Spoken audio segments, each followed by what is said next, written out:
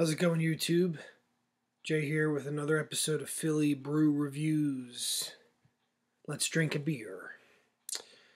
So today I'm going to be reviewing a southern staple, I believe, Shiner Bock.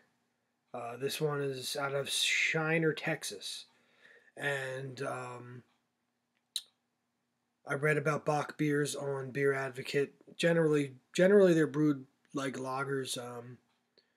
The history of it is not really known as far as why Bock's came to be. Generally, it's considered to be a type of beer that is brewed in the winter, going into the spring. So it's actually quite a perfect time to be doing this, with tomorrow being April 1, and so I think it's a good time.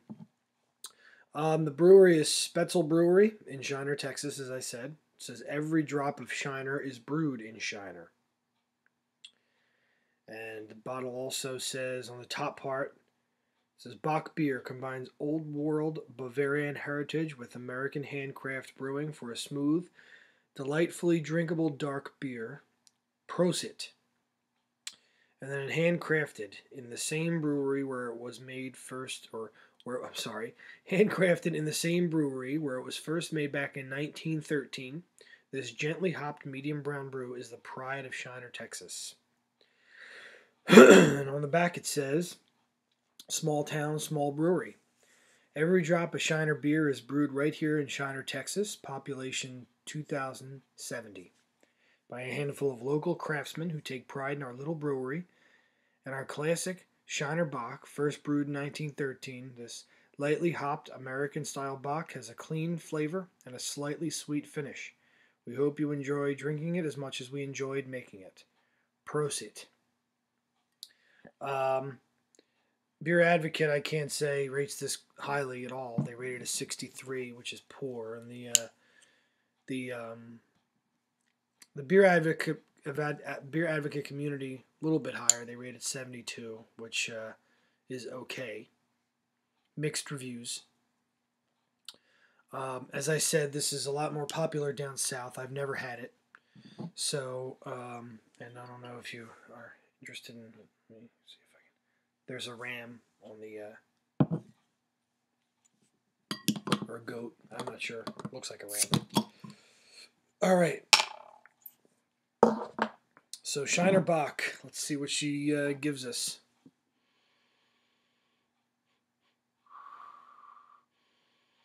So smell-wise, it's pretty mild, malty.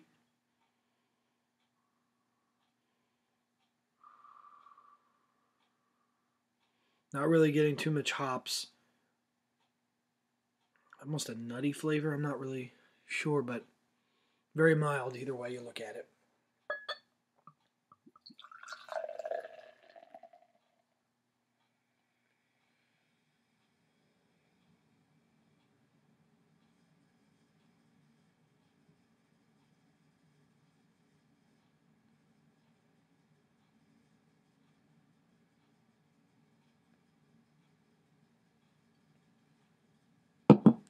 All right, so nice head, right at the line there. Pretty dark brown color. Well, not that dark. I guess it's just brown. A little bit darker than what I would say like a Yingling around here would be. It's a little bit lighter than this, but amber colored ale, definitely. Let's taste the head and see what we get. Yeah, definitely malt forward. Not too hoppy at all. Tastes pretty standard, actually. All right. Let's taste it and see what we get.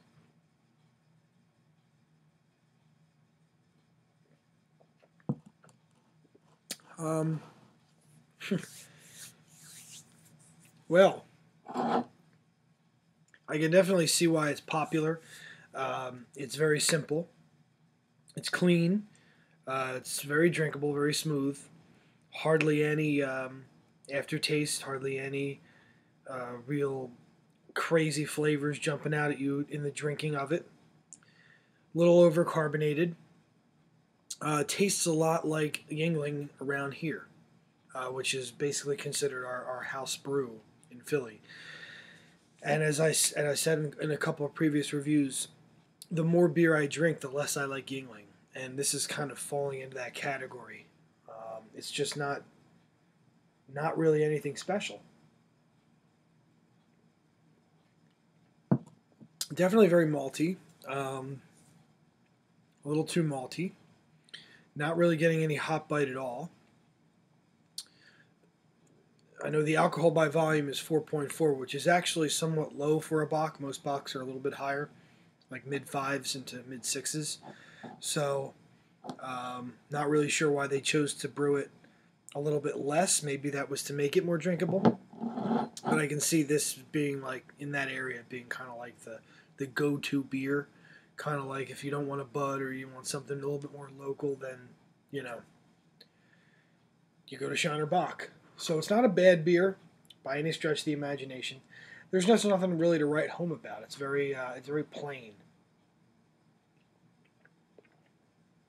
Hop factor, very low. I'll give it a hop factor 3. Hardly any hop bite whatsoever. Just nothing really, really nothing as far as a flavor goes that I can really say ooh or that. It's just very plain.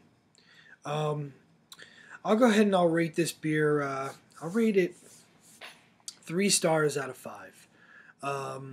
It's not horrible. I'm not going to rate it, less than that. I just think it's really. I can drink it. I mean, if people are a big fan of it or whatever, and it's at their house, like I always say, it's the rule of the party. If it's the only thing in the fridge, are you gonna or are you gonna actually drink it? It's drinkable, very drinkable. It's very, very smooth. It's something you can have a few of, no problem. It's just at this point I'm looking for things that are a little bit more standout, and this one just doesn't really do that for me. So I think it's a fair rating. So let's see, where am I at? So this is the 4th beer in my 6-pack. Tomorrow I have off, so I'll probably be doing another one tomorrow. Next beer in the fridge is Lancaster Brewing Company's Milk Stout, which I only had once in a little tiny cup in a beer tasting, and I liked it. So, I'll be having a whole one tomorrow, and that actually should be pretty fun. So until then, I'll talk to you later, and keep on drinking beer. Later.